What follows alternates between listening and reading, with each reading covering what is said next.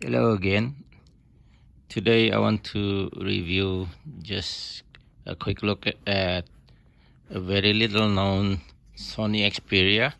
This is Sony Xperia 8, and this is a quite unique phone because I think this is only launched in Japan. Now the color is very attractive. I like the color. It's orange and it's got a headphone jack. I like that. And there is a fingerprint here, and this is the up and down button, and this is USB-C, and that's a speaker. And let's see if there is any more. Yeah, this is a microphone here, and on the side you can put a SD card and SIM card here, just like other Sony Xperia phones. You don't need a pin to open the SIM card slot here. You can just pry open with your hand, actually, with your nail. It's very easy. Like I said before, I really like that feature and really hope that other phones are just like that. And again, microphone and headphone jack. That's very nice. And the size is 6 inch, but the phone looks actually smaller than it is. What I mean is this is 21:9. That's why it's a long phone instead of a wide phone like usual other phones. And it feels actually quite handy, and it feels smaller than probably you can see on my camera here. When I first opened the phone, everything looks small for the fonts. I have to make it bigger so I can see all the fonts here. The default is very, very small for the font. Okay, that's what I like about this phone: the color, headphone jack, and USB-C. And there are a lot of things I don't like about this phone. First thing first, let's talk about the camera. The camera actually is quite disappointing compared to the other Sony Xperia that I reviewed before. The XZ3. I think that one is better than this one. And this is quite disappointing. I think the camera the color sometimes just doesn't look good. Sometimes it's just too dark. And also the video, sometimes it looks too dark. The video is actually better than the camera. The camera, I don't know, just the result is very, very disappointing, especially night mode. Night mode, it's going to see the pixels very pixelated, and you can tell that.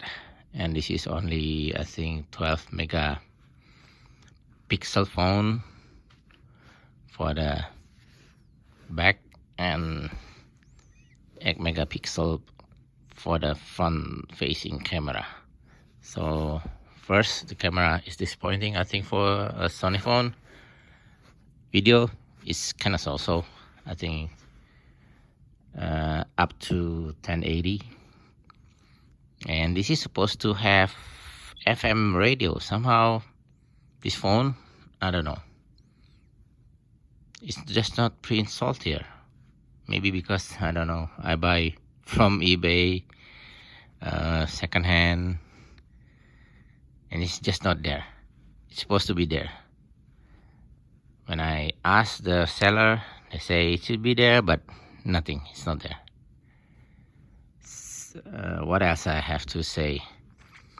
The battery, probably. Of course, small, probably only 2750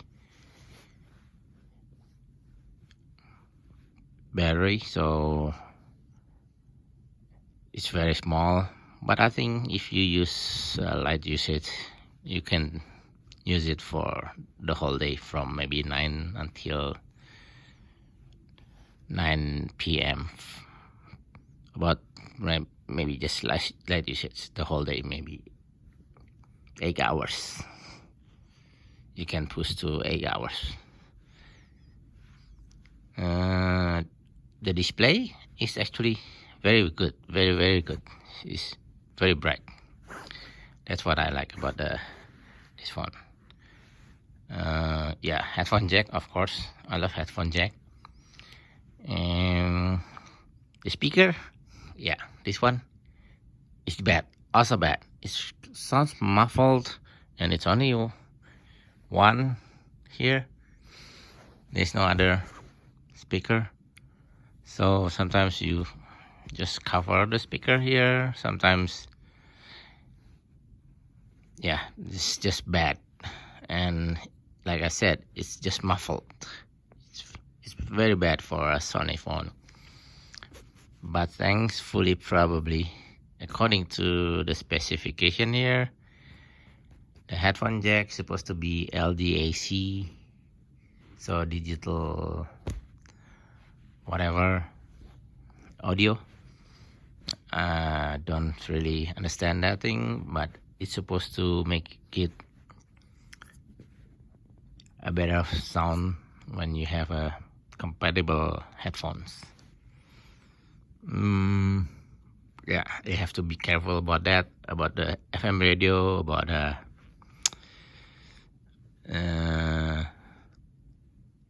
compatibility of the phone. You have to make sure about the band, if it's compatible in your country. Another quirky thing about this phone is the Google Pay or Google Wallet. The Google Wallet somehow it's not showing up my key transportation for Melbourne, Australia.